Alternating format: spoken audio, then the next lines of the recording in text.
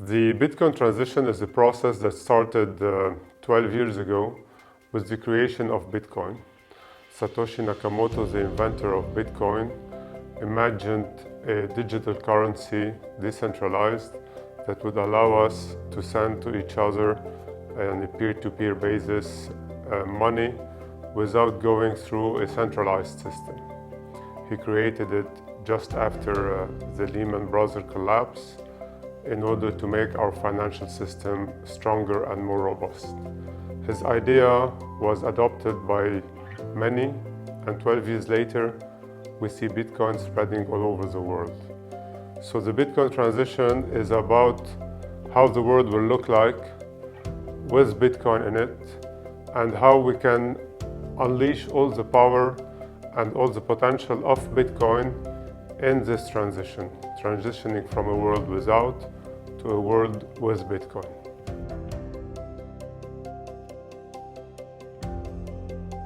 Well, it's complicated. It depends how this transition will be done. If it's done in the right way, with the proper regulatory oversight, it can make certainly our world a better place. It can replace gold as a store of value. It can reduce significantly all transaction fees, especially for the most needed parts of the world.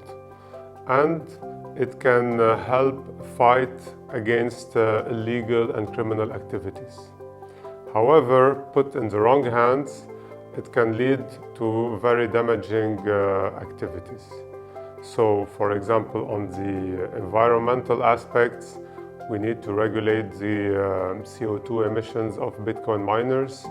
On the exchange aspects, we need to regulate the KYC and anti-money laundering policies of these exchanges. But the combination of Bitcoin as a decentralized software and government oversight, we can definitely combine these to make the world a better place.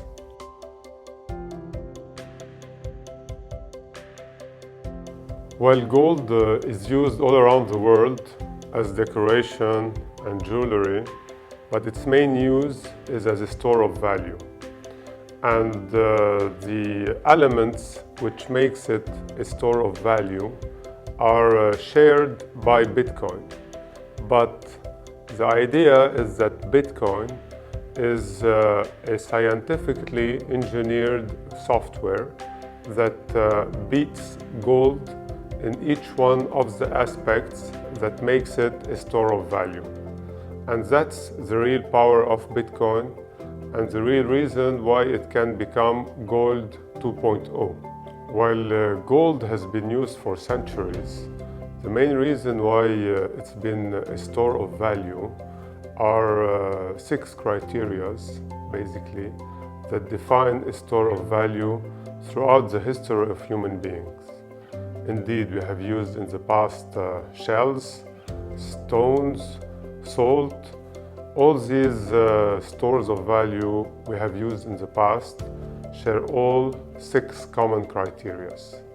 So these 6 criteria are the same criteria you find throughout history of human beings as stores of value.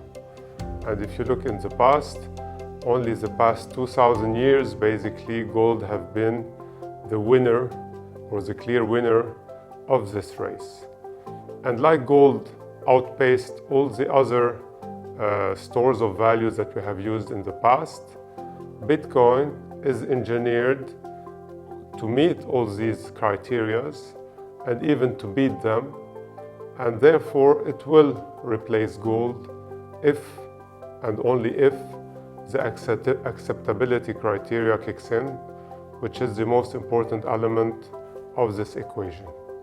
Because on the rarity, it beats gold, on the durability, and on all other criteria, it's a better store of value than gold. We only need to accept it to unleash its full potential.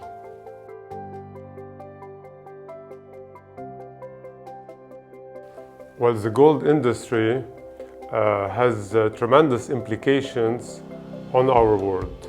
First of all, it consists of digging huge holes into earth to extract a very rare material. And by doing so, it has tremendous damages on an environmental aspect, but not only, there is also the social aspects of all the situation in which gold miners have expropriated landowners, or of pollution due to gold mining that have polluted rivers and farmers around them. And you have also a very big dirty gold industry which is not regulated and that is exploiting an estimated 600,000 children that are working in gold mines. And you also have a lot of local guerrillas in all these dirty gold mines that are financing themselves with these gold. So if we manage to replace gold by Bitcoin, we would put an end to this millennium-old practice that is completely useless to human being. It was useful before, but now thanks to Bitcoin, it's not useful anymore. And with Bitcoin, we can stop this practice.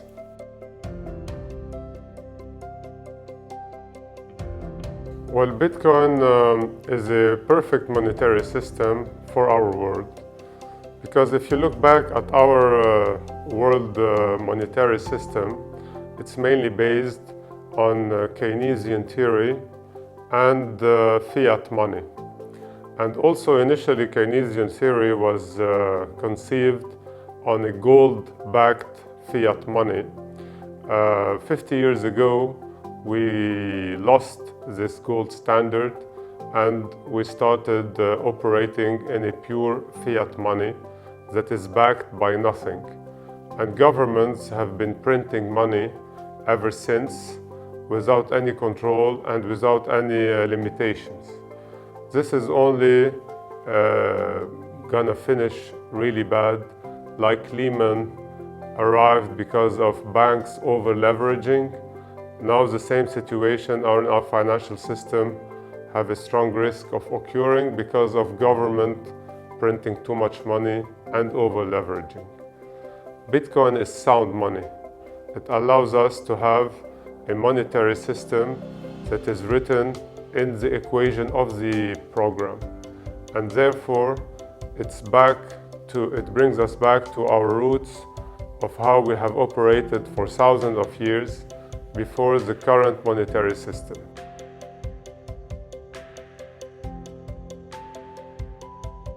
Well, definitely it beats the traditional monetary system transaction fees when it regards wire transfers. El Salvador recently accepted Bitcoin as legal tender specifically for this purpose. They were being overcharged by the financial system for all the remittance that the Salvadorians living abroad were sending their families, and they have put in place Bitcoin facilities and Bitcoin ATMs specifically to be able to receive money from abroad at a minimum cost. And if you think about it, our financial system tend first to exclude a lot of parts of the world, and mainly the poorest parts, and second, to overcharge these parts. They tend to pay the highest commission fees on their wires, percentage-wise, and they have a lot of operators that are specialized in preying on this population. So Bitcoin improves the situation on this front. You also have Bitcoin improving individual sovereignty. Basically, today we talk about data protection and individual ownership of one's data. Bitcoin takes it a step ahead. It's protecting your assets against expropriation, and it happens in a lot of parts of the world. you become, with Bitcoin, for the first time, the only owner of your assets.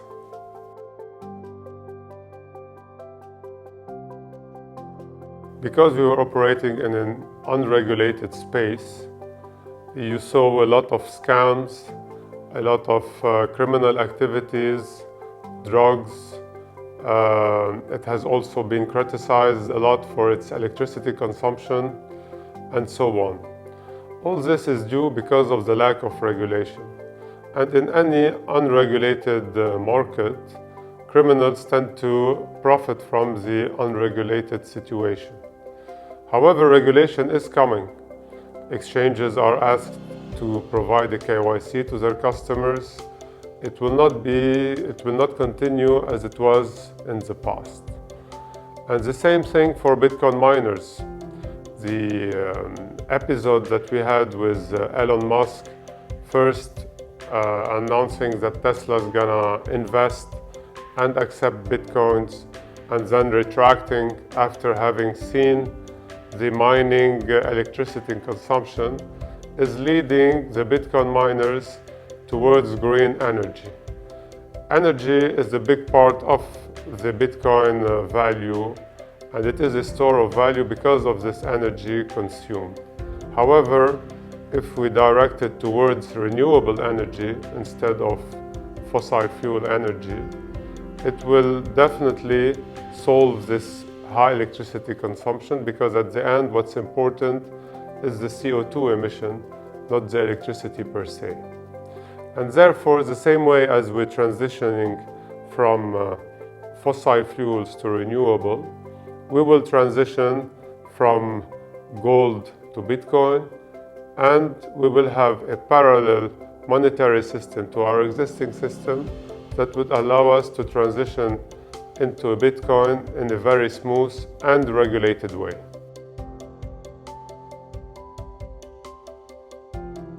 Melanion Capital is an investment manager specialized in equity derivatives and quantitative strategies. So because of our mathematical and financial background, we were naturally attracted to Bitcoin because it meets our two expertise historically. And the way we decided to be part of this Bitcoin transition is to fill in a gap that is very big today and that is necessary for this transition to operate.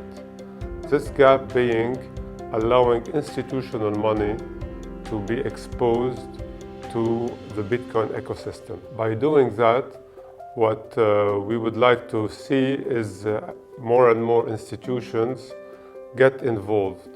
Also on the individual level, we're seeing a massive adoption of Bitcoin all around the world. Institutions today still lack the right wrappers that meet their environmental constraints as well as their regulatory constraints. So our mission is to bridge this gap between institutional money and Bitcoin. And we're also looking for other spaces in the crypto world. Bitcoin today is the best alternative we have to improve our world, but you also have a lot of other cryptocurrencies that have a lot of potential and that are improving our world, for example in finance or in art, and we want to be part of that too. And the idea is always to be this bridge between institutional money and the crypto world through wrappers, products, and ideas that will make this gap bridged. And we believe that capital and regulation will help this ecosystem grow in an orderly manner that would meet all the requirements any traditional business would operate on.